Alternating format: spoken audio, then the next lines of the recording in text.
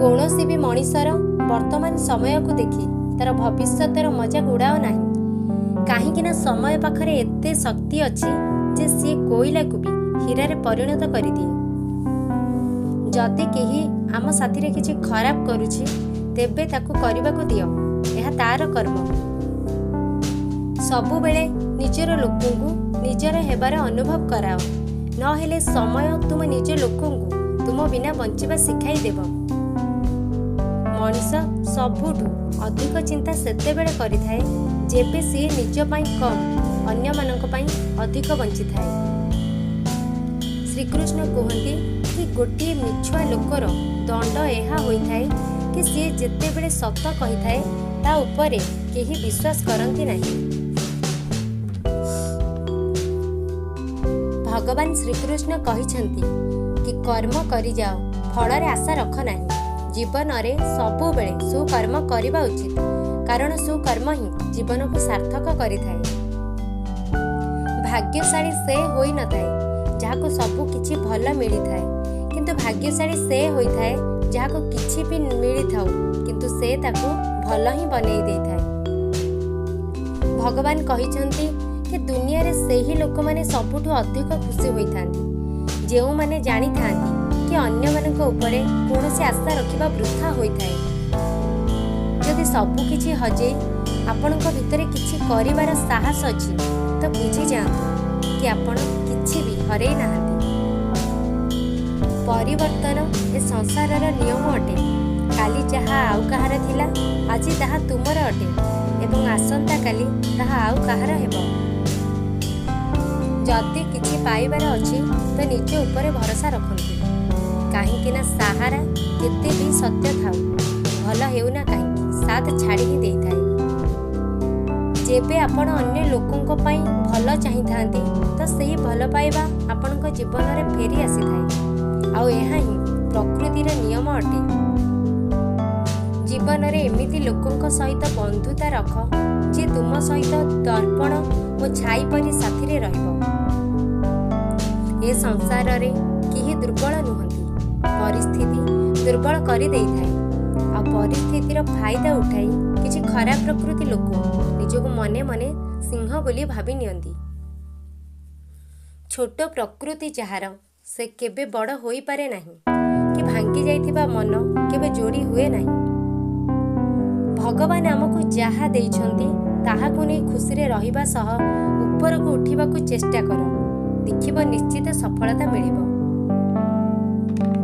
अन्यर उन्नति किंबा सेमानक भल जीवन शैली देखिले मनरे ईर्षा हेबा स्वाभाविक, हेले निज पाखरे जहा अछि ताको नै खुशी रे रहिबा दरकार। आपणक बयस केते एहा जरूरी नुहे, आपण केउ बयसर चिंताधारा रखिछंती एहा जरूरी अटे। सबु लोकंक भितरे निजर शक्ति और दुर्बलता रही थाए।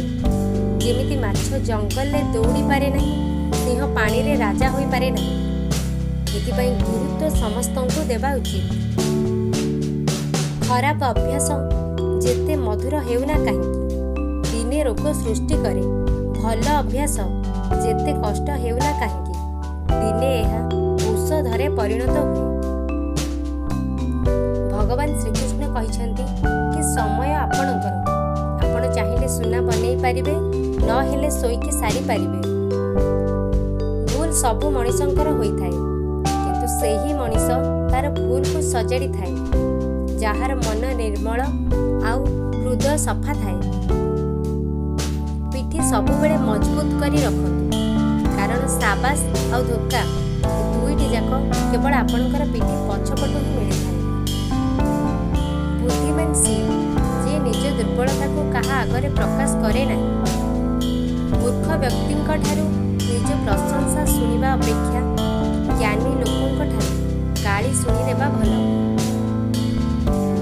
खराब अभ्यास जेते मधुर हेउना काहींकि दिने रोग सृष्टि करे, भल अभ्यास जेते कष्ट हेउना काहींकि दिने एहा एक औषधरे परिणत हुए। विपद आसिले सचोट रुह, धन आसिले सरल हुआ, अधिकार मिलिले विनम्र हुआ, क्रोध आसिले निज ନିଜକୁ ଶାନ୍ତ ରଖ। ସଫଳ ଲୋକ ନିଜ ନିଷ୍ପତ୍ତି ବଳରେ ଦୁନିଆକୁ ବଦଳାଇ ଦିଅନ୍ତି, କିନ୍ତୁ ଅସଫଳ ଲୋକ ଦୁନିଆ ଡରରେ ନିଜ ନିଷ୍ପତ୍ତି ବଦଳାଇ ଦିଅନ୍ତି। ଖୁସିରେ ରଖିବାକୁ ହେଲେ ଯେଉଁଟା ଆତ୍ମା କହୁଛି ସେଇଟା କର। ଦୁନିଆର କଥାକୁ ଭୟ କର ନାହିଁ, କାହିଁକିନା ଦୁନିଆ କେବଳ କହିଥାଏ, କେବେ କିଛି ଦେଇନଥାଏ। ସ୍ୱପ୍ନ ଦେଖିବା ପାପ ନୁହେଁ, କିନ୍ତୁ ନିଜର ସ୍ୱପ୍ନକୁ ଭାଗ୍ୟ ହାତରେ ଛାଡ଼ିଦେବା ସବୁଠାରୁ ବଡ଼ ପାପ ହୋଇଥାଏ। ସମୟ ସବୁ କିଛି ପରିବର୍ତ୍ତନ କରିଦେଇଥାଏ। ଧୈର୍ଯ୍ୟର ସହ ପରିସ୍ଥିତି ସହିତ ଲଢ଼ନ୍ତୁ, ଦେଖିବେ ସମୟ ଆପଣଙ୍କୁ ଏକ ସୁନ୍ଦର ଉପହାର ଭେଟିଦେବ।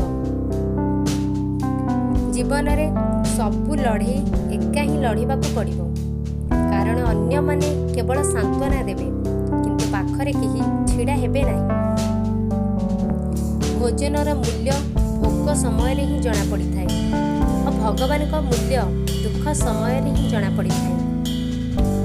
ଜୀବନରେ ଅନ୍ୟମାନଙ୍କ ଉପରେ ନିର୍ଭର ନ କରି ବରଂ ନିଜ ରାସ୍ତାରେ ଆଗେଇ ଚାଲ, କାରଣ ସମୟ ଯେ କେତେବେଳେ ପୂର୍ଣ୍ଣଚ୍ଛେଦ ପକାଇବ ତାହା କେହି ଜାଣନ୍ତି ନାହିଁ। ଗୋଟିଏ ଭୁଲ ଅନେକ ଭୁଲ କରିବା ପାଇଁ ବାଧ୍ୟ କରାଏ, କିନ୍ତୁ ଗୋଟିଏ ଭଲ କାମ ଅନେକ ଭଲ କାମ କରିବା ପାଇଁ ପ୍ରେରଣା ଯୋଗାଏ। ନିଜର ଲକ୍ଷ୍ୟକୁ ସେହି ଲୋକମାନେ ହାସଲ କରନ୍ତି ଯେଉଁମାନେ ପ୍ରତି ମୁହୂର୍ତ୍ତରେ ହେଉଥିବା ଭୁଲକୁ ସୁଧାରିବାକୁ ଚେଷ୍ଟା କରନ୍ତି।